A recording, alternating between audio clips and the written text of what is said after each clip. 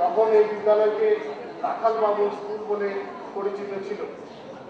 পরবর্তীকালে এই বিদ্যালয়ে মাধ্যমিক স্তরে উন্নীত হয় এবং রেলের জমি, যেখানে বর্তমানে স্কুলটা আছে, রেল কোম্পানি দেওয়া 1 বিঘা কিছু বেশি জমিতে স্কুলটি স্থানান্তরিত হয়।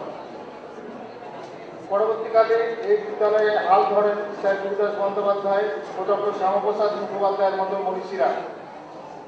ফলস্বরূপ সেই সময় বিদ্যালয়ের প্রভূত উন্নতি ঘটে। ইংরেজ আমলে সম্রাট পঞ্চম জর্জের আগমন উপলক্ষে মানিকতলা পৌরসভার সংগৃহীত অর্থের উদ্বৃত্ত অংশ এই বিদ্যালয় পেয়েছিল। শর্ত অনুযায়ী নতুন নামকরণ হয় নারকেলডাঙ্গা জর্জ হাই স্কুল। 1911 থেকে 1950 এই পিরিয়ডটায় আমাদের স্কুলের নাম ছিল নারকেলডাঙ্গা জর্জ হাই স্কুল। পরবর্তীকালে সদস্য তারপরে এই স্কুলে জর্জ কথাটি বাদ যায়।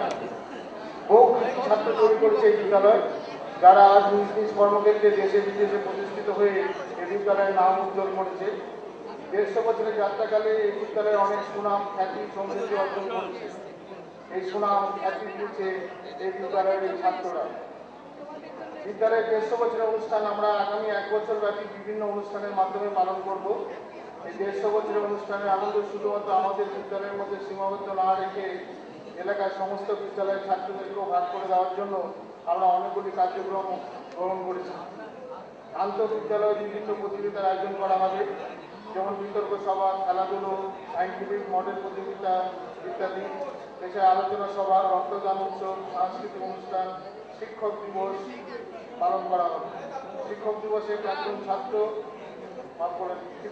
প্রাক্তন শিক্ষক ও শিক্ষাকর্মীদের সম্বোধনা দেওয়া হবে। সবশেষে 10ই জানুয়ারি 2012-তে সমাপ্তি অনুষ্ঠান করা হবে।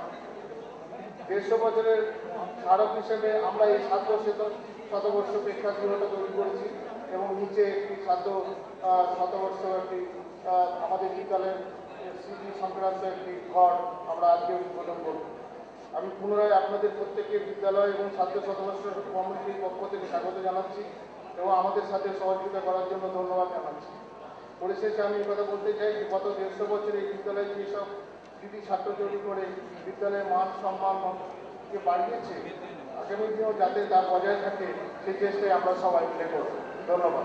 বর্ষব্যাপী শতবর্ষ উদযাপন উৎসবের আনুষ্ঠানিক